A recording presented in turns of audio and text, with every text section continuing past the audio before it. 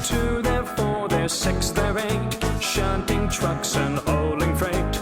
Red and green and brown and blue, they're the really useful crew, all with different roles to play around Tidmouth sheds so far away. Down the hills and round the bends, Thomas and his friends. We go down the hills and round the bends with Thomas and his friends.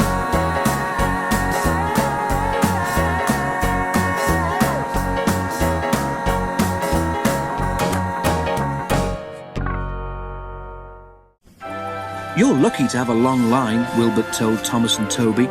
"Mine is only 1.5 miles long, with a station at Norchard and another at Lydney. The scenery is super though, and my driver says it's better up the valley. Our volunteers are going to open that bit too. They work hard, but it takes a long time." One of Wilbert's first jobs was at the lead mine. "Don't pass the danger notice," Thomas warned. "I fell down a mine once." Wilbert smiled. "I've worked in a colliery," he said, "so I know about danger notices. But," he added, "there was an engine once who thought he knew better." "What happened?" asked Toby and Thomas. Wilbert paused. "This engine didn't have a name," he began, "just a number, 16, and he worked in a steelworks. One of the jobs that 16 and his friends had to do was to take the waste from the works in special trucks to a place they called the tip. Well," went on Wilbert, 16 got tired of always stopping in the same place. He tried to go further, but his driver always prevented him. The other engines tried to stop him too. "If the notice says danger, you shouldn't pass it," they said. 16 paid no attention. "Don't be stupid," his driver said. "We mustn't pass the notice, or goodness knows where we shall end up." But 16 wanted to know. "Pooh," he scoffed, "I can take care of myself." One wet day, 16's chance came. The rails were slippery, and when his driver tried to stop, he couldn't. You see, 16 had asked the trucks which were in front of him to carry on past the warning sign. They did just that, and their momentum pulled 16 with them. "You silly engine," scolded his driver. "Wasn't my fault," muttered 16 sulkily. "It was those trucks." "You've always wanted to pass that board," said the driver crossly.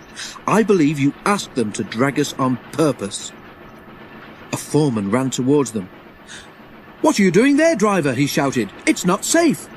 "The trucks dragged us," explained the driver.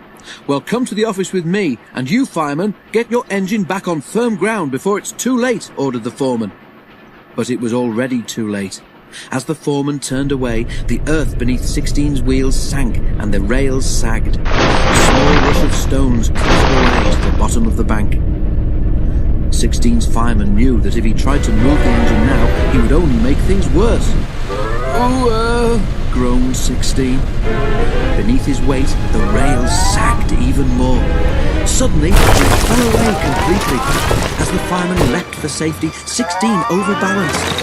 The coupling between him and the trucks broke, and he rolled cab over wheels down the bank. He reached the bottom with a crash and lay on his side, looking surprised and leaking steam in all directions. "Help!" he gasped weakly. Thomas and Toby were silent. "What happened to 16 after that?" ventured Toby. "Oh, he was rescued," Wilbert said, "but he wasn't repaired, and he was sent to the back of the shed in disgrace." "Is he still there?" asked Thomas. "He got better than he deserved," smiled Wilbert. "Some preservation people came and bought him, and now he lives in the Midlands, but I think he's lucky to have been given a second chance." Thomas and Toby could only agree.